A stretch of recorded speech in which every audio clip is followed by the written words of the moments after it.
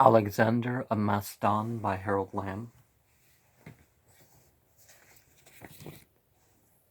At the end of that day, as she anticipated, Alexander reappeared with Bucephalus and roamed the outer gardens, going restlessly from the wheat field to the forest edge until full starlight had kept his rendezvous, and had sought out the gardeners and slaves to question them awkwardly about a young Scythian. They all agreed they had seen only a Naiad stealing from the wood to pick grapes. Alexander asked no more questions. For a while he lingered in the wheat field alone. Then, instead of entering the palace, he rode back towards Mysa. It bothered Olympias that he did not come to her then, nor speak to her afterwards about the vanished girl. And I forgot to make things a little bit brighter in here. Well, now we know why he has to go far and wide. Well, in a way.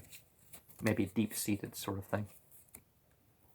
When he stayed to supper next, Olympias was careful to order fruits and whipped milk served with other delicacies. She dressed with some pains in the loose garment of the Threscuine devotees of the forest entities, twisting some ivy into the dark mass of her hair. Lying so clad across the table from him, seen between gleaming lamps, Olympias appeared lovelier than any priestess. The Greek prostitutes she had sent away, but she arranged for the music of the flute and pipes to be heard at the table, although the musicians remained invisible. Upon this stage, so set, she hoped to draw confidences from the youth who had always confided in her before. This evening Alexander would not taste the luxurious dishes, saying that Leonidas had long ago accustomed him to a Spartan meal. Nor did he look full into Olympias's dark eyes. When she questioned him about his studies, he said he was working at the ships. He is working at the shape of the habitable world. At last the queen herself had mentioned the servants' talk about seeing a forest girl in the grounds. A Naiad, the servants declared. Olympias was skeptical, quite skeptical about such appearances of the so-called divine, so close to human habitations. Well, that's the thing, actually, is the divine lets itself known, and however, but that doesn't mean that however is the divine itself.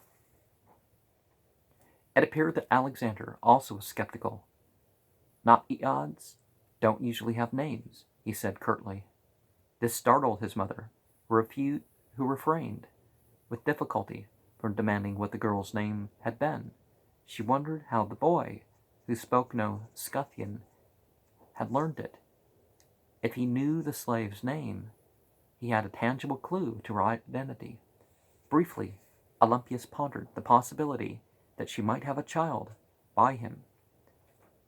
Carefully, she suggested that this half-human sprite of the woods might have an ordinary name, such as, well, also in some cultures, you hand over your belt, it's like saying, hey, I'm your husband.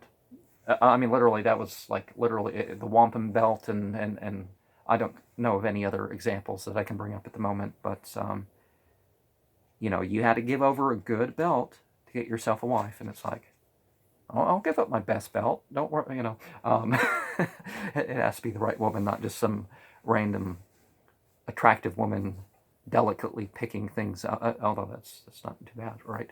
I mean, in physical terms.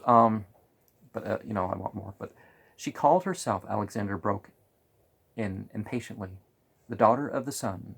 Again, Olympius felt a shock of surprise. The children of the sun were indeed immortals, easily to be recognized by the brightness of their eyes, evidence of their descent from the so-called god of the sun, perhaps an entity of sun, not a god of the sun, but, same sort of thought to people who worship such things, who drove his chariot of fire across the vault of the sky. She felt relieved that the accident had aided her own deceit, for she had satisfied herself that the Scythian was entirely mortal. That night Alexander went quickly away from Pella, riding headlong to the road, being careful to avoid the gardens.